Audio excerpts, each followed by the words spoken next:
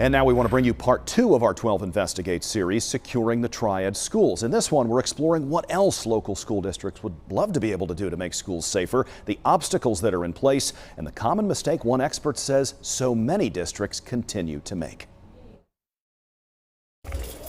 Deputy DJ Adams Jr. is a school resource officer with Winston-Salem Forsyth County Schools. He is Triad born and raised, and on this day, he's working at Glenn High School.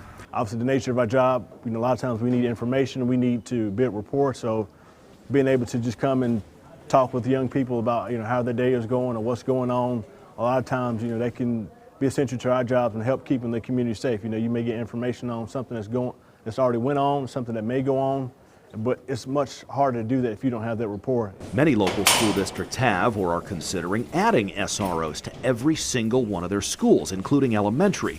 But in larger districts where there are literally dozens of them, that's harder to do.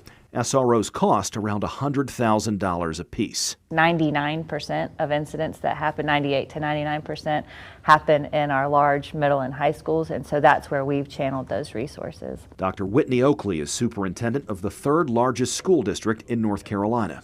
If money was no object, what's the first thing you would do to improve security in Guilford County? I would put licensed mental health professionals in our schools. It wouldn't be a piece of equipment. Guilford County Schools says it has 1 school psychologist for every 1,416 students in the district.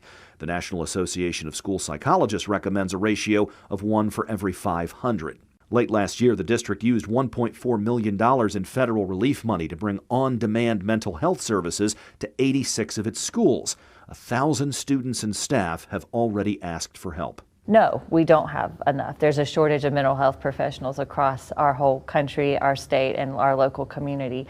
And so in terms of advocacy around mental health, that's where I think we can do more. I think we're doing the best that we can with what we have, but we're continuing to think about what else that we can do. Many of the things that need to be done take more time than money.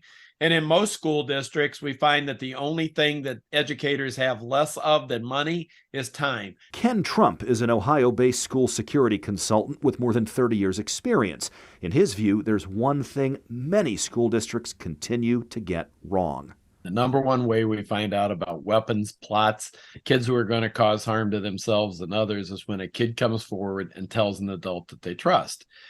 And we're seeing a very skewed approach towards physical security, hardware, products, technology, and less time investment on training school staff, having a see something, say something, and train to do something school culture, and providing the mental health, social emotional support for kids. We don't want a school teacher or support staff member who sees a stranger in the hallway with a weapon to spend 5 to 10 minutes hunting down the principal to call a lockdown. They need to be empowered and have the tools and the right mindset. In order for us to continue to address and continue to make sure that we're doing everything we can, it's going to take our whole community. It's not something that the school system or law enforcement can do alone. I believe it's essential to make an impression on our society by working with youth. A lot of times, you may be, as a resource officer, you may be the only positive conversation piece they have that day. It takes addressing issues like housing and poverty, and